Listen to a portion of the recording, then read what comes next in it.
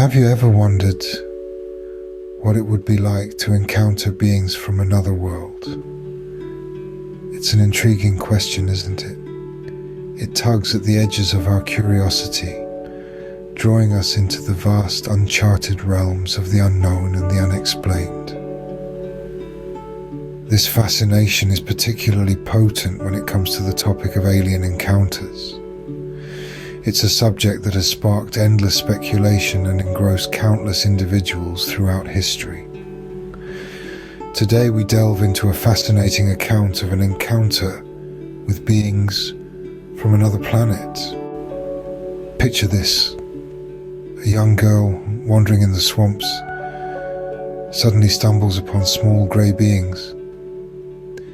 It's a moment that hangs in the air, a strange and surreal tableau that defies ordinary understanding.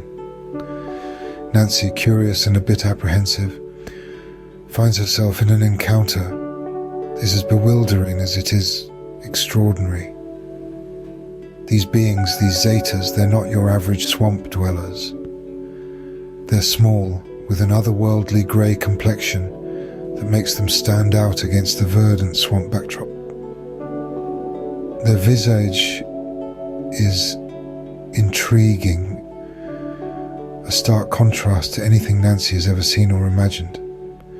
Their presence, while startling, does not incite fear, but rather a sense of curiosity and wonder. The swamp, with its dense marshes and chorus of croaking frogs, suddenly transforms into a stage for this incredible encounter. The hum of insects, the rustle of leaves, all fade into the background as Nancy's focus narrows down to these enigmatic visitors. It's a setting that's both eerie and oddly comforting, a paradox that only adds to the overwhelming sense of surrealism. Nancy's initial reactions are a cocktail of emotions. There's a flicker of fear, quickly replaced by a prevailing sense of awe. The girl's innate connection with nature seems to play a role in her response. She observes their strange features, their grey skin, their unusual form, but she doesn't run. Instead, she stays, captivated by the beings that have so unexpectedly entered her world. She watches as they move, their movements precise, their demeanour calm. They convey a sense of purpose, a sense of mission, and there's a strange comfort in their methodical approach. It's as if they've done this before, as if they know exactly what they're doing. It's this certainty, this confidence that they exude, that keeps Nancy rooted to the spot. This encounter, as strange as it is, doesn't feel threatening. It feels momentous, crucial even, like a meeting of destinies.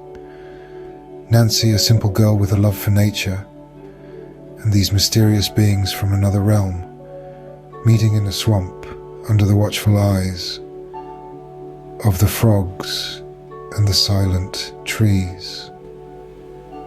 And then, something even more unexpected happens. The beings start communicating with Nancy, not through words, but telepathically. An invisible, silent conversation begins to unfold. A dialogue without sound, yet vibrant with meaning and emotion. The beings, these otherworldly visitors, reach out to Nancy through the vast, uncharted medium of the mind, bypassing the limitations of language and connecting directly to her thoughts and feelings.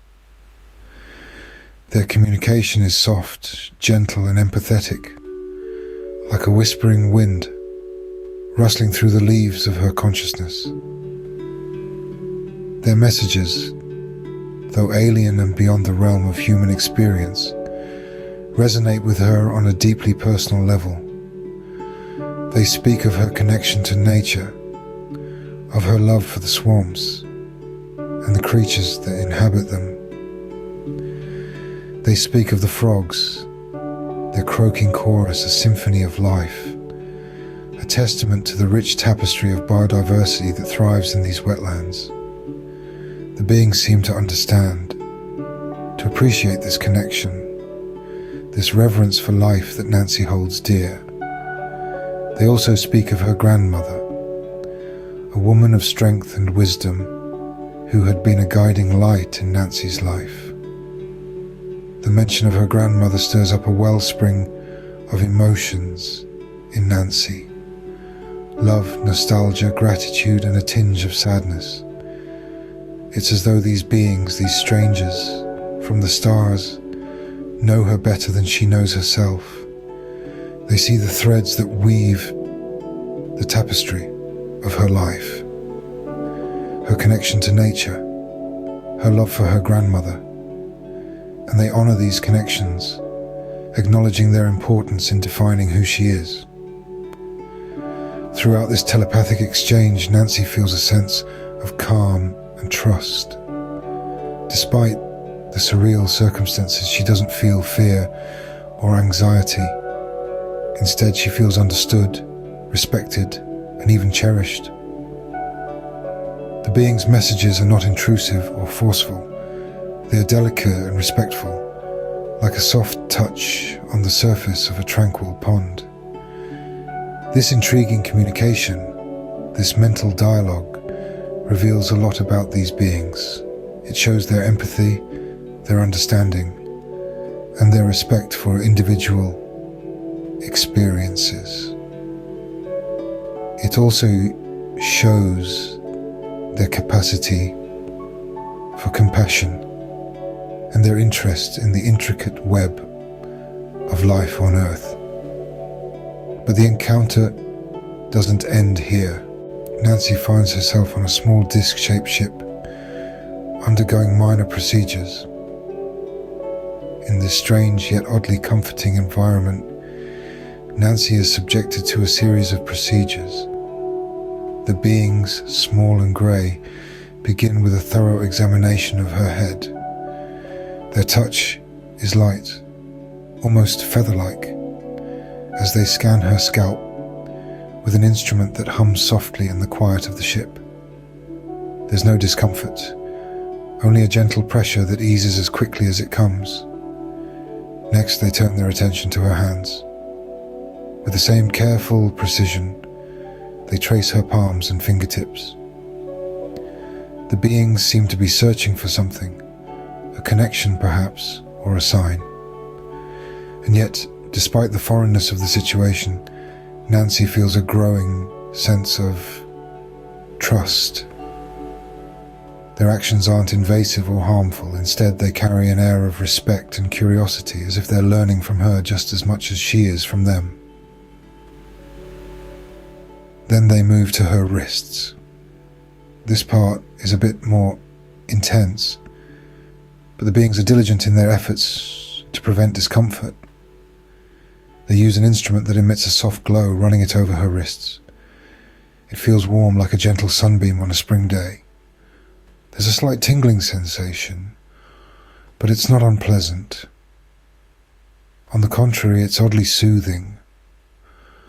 Throughout the process, the beings communicate with Nancy, not through words, but through feelings and images. They assure her that they mean no harm, and that their actions are for a greater purpose. And Nancy, to her own surprise, believes them. The fear that once gripped her heart has dissipated, replaced by a calm trust. The procedures continue for a little while longer, each one more intriguing than the last.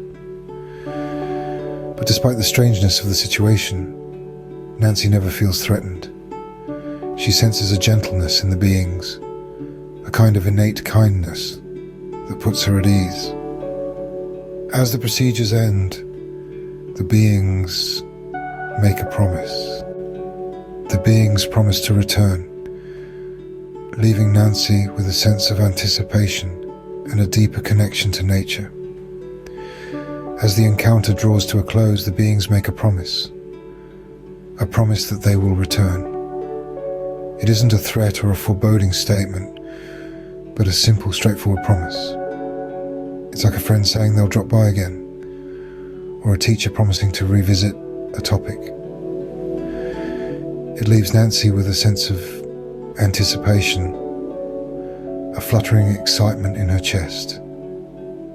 She may not fully understand what has just happened, but she knows that it's far from over. In the midst of this anticipation, Nancy is also left with a profound connection to nature. It's as if the beings managed to unlock something within her, something that was always there, but never fully recognized. Her love for the natural world, for the swamps and the creatures that inhabit them, is now stronger than ever. It's a connection that goes beyond mere appreciation. It's a bond, a kinship. It's interesting to note how her love for the frogs in the swamp is highlighted.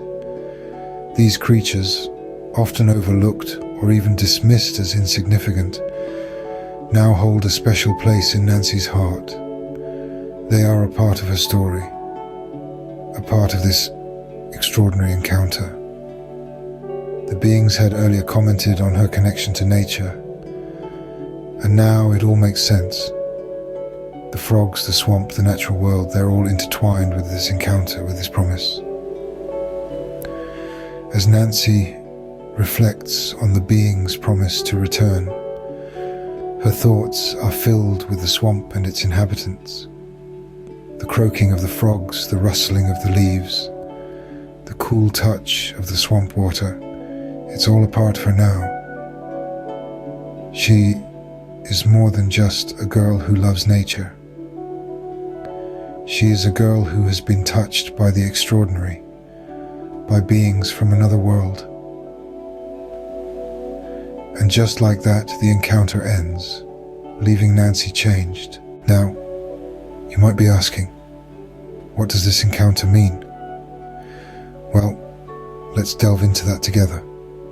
This account, as mystifying as it is, highlights a few key elements: telepathic communication, a deep-seated connection to nature, and a trust in the unknown. The telepathic communication that transpired between Nancy and the Zetas suggests the possibility of advanced intelligence in the universe beyond our current understanding. It hints at the idea that there could be species out there that have transcended verbal language, opening up a whole new realm of possibilities for intergalactic communication. Next, we see the theme of connection to nature. The Zeta's interest in Nancy's bond with nature might indicate a universal importance of this connection. It could mean that regardless of species and galaxies, a bond with nature is something that resonates universally, something that transcends worlds and civilizations. And then there's trust. Nancy's trust in these strange beings, despite their alien nature, speaks volumes about the human capacity for trust in the unknown. It's a testament to our innate curiosity and openness to new experiences. It suggests that even when faced with the most unexpected situations, we humans have the capacity to embrace the unknown with courage and curiosity. What this encounter ultimately suggests is that the universe is a vast, complex and mysterious place. We're but a small part of it, and there are likely countless mysteries out there waiting to be discovered. Whether you believe or not, one thing is certain: the universe is full of mysteries, and sometimes they come to us in the most unexpected ways.